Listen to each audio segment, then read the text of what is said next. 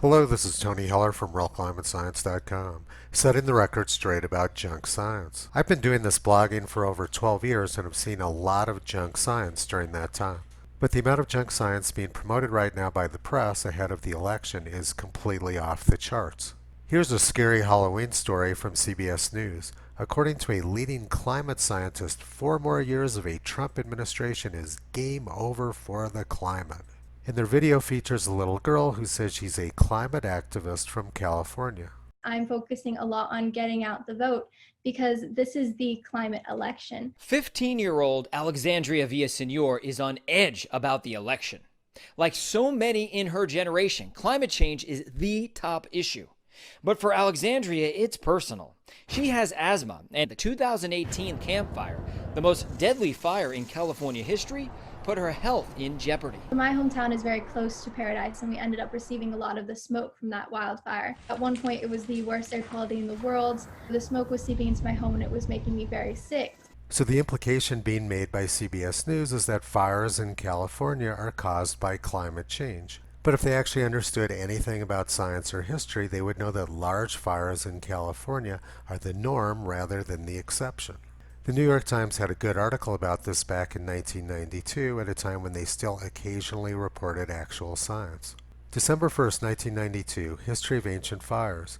Fires leave revealing scars in the tree tissue, and if enough trees in a wide enough region prove to bear fire scars at the same time, researchers can guess the year was extremely dry, for aridity invites a blaze's spread. Studying fire marks in giant sequoias, Thomas W. Swetnam and co-workers have discovered that major conflagrations sweeping across many mountain ranges in California and the Southwest were long a common feature, occurring at least twice a decade and apparently linked to oceanic currents much further south, these so-called La Nina events that often result in droughts. Finding this synchronicity in fire events was a big surprise to us, he said. It tells me that western landscapes in pre-settlement era were very smoky places. More recently in 1936, the Santa Cruz, California News reported as their lead story that forest fires were seen as the greatest peril to future prosperity. Let's review the basics of forest growth once again. Over time, the trees get taller and taller. Eventually they get old and they die and they fall down on the ground. All of this dead wood on the ground becomes kindling for fires. Everyone who's ever gone camping understands this. If this kindling wood is not removed, sooner or later it's going to catch on fire and it's going to burn. The fire removes the dead wood from the forest, and then it's a long time before that area of forest can burn again. If there's little or no fuel on the ground, you can't have a fire. This is the natural cycle of nature and how it's always been. Huge forest fires have always happened, but what's changed is that people have moved into the forest and they don't want the fires to burn anymore. When the fires do come, people who don't understand science or nature believe that they're being punished for having done something evil. And that is the root of climate alarmism. Climate alarmists believe that man is being punished for our carbon sins. It's a very primitive belief system based on superstition. Let's take a look now at the leading climate scientist who says that 4 more years of a Trump administration is game over for the climate.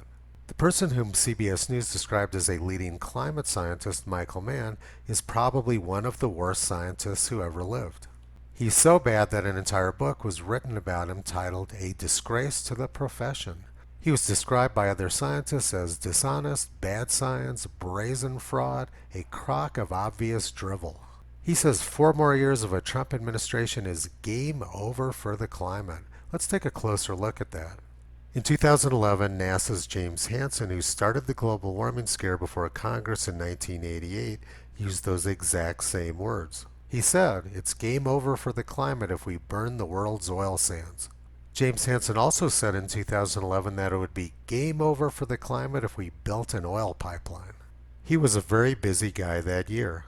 And in 2009, James Hansen said that President Obama only had 4 years to save the planet from climate disaster. If I remember correctly, Earth actually did survive past the year 2013. If we go back a little bit further to 1989, a senior environmental official at the United Nations, Noel Brown, says entire nations could be wiped off the face of the earth by rising sea levels if global warming is not reversed by the year 2000. coastal flooding and crop failures would create an exodus of eco-refugees, threatening political chaos, said Brown, director of the New York office of the UN Environment Program. He said governments have a 10-year window of opportunity to solve the greenhouse effect before it goes beyond human control. And if we go back 45 years, climatologists were pessimistic that political leaders would do anything to stop global cooling. Our leading climate experts wanted to stop global cooling by melting the polar ice caps. They wanted to spread soot on the Arctic in order to save the world from freezing over.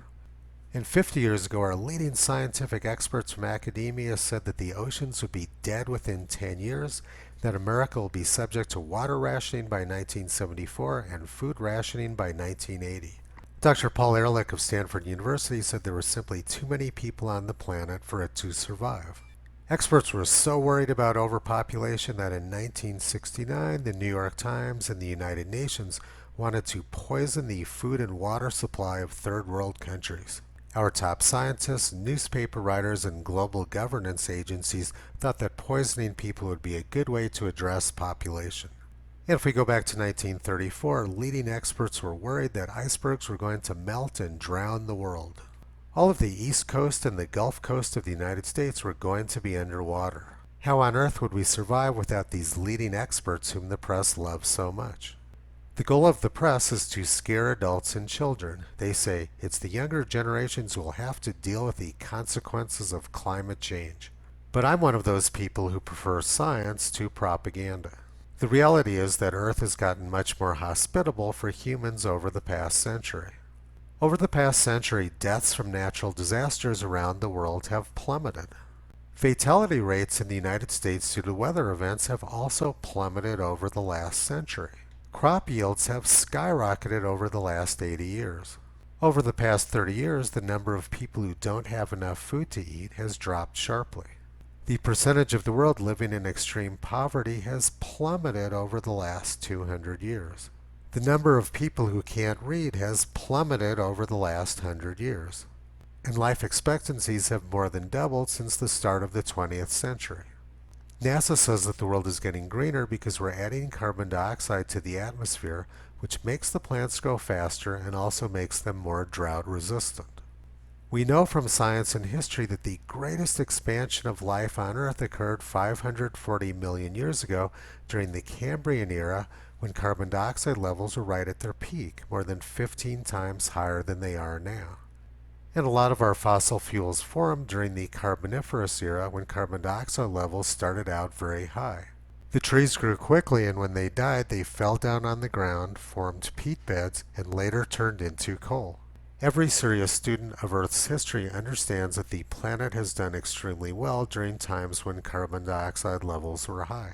But Michael Mann is not a serious student of Earth's history. He's a political hack. The press and left-wing politicians love him, however, because he provides the propaganda they need to make hysterical articles like this one from the Washington Post. Ocasio-Cortez says the world will end in 12 years. She's absolutely right. And the New York Times says, panic may seem counterproductive, but in the case of climate change, we're at a point where alarmism and catastrophic thinking are valuable. The looming catastrophe demands an aggressive global response now. These left-wing politicians, academics, and members of the press who are pushing this scam are very concerned. They understand that if President Trump gets reelected tomorrow, it's game over for their climate scam and the end of their reign of terror on the population. They're going to have a much more difficult time scaring children once the actual facts are presented. They're pulling all the stops on their fraud and junk science right now in hopes that it will scare people into voting for Joe Biden. Toto hopes that everybody gets out and votes tomorrow so that we can end this scam over the next 4 years. President Trump has already made a good start by placing good people in key positions at the National Oceanic and Atmospheric Administration. Toto also doesn't like the idea of seeing humans chained and muzzled, which is basically what the Democrats want to do. You can visit him and Curie on the web at realclimatescience.com.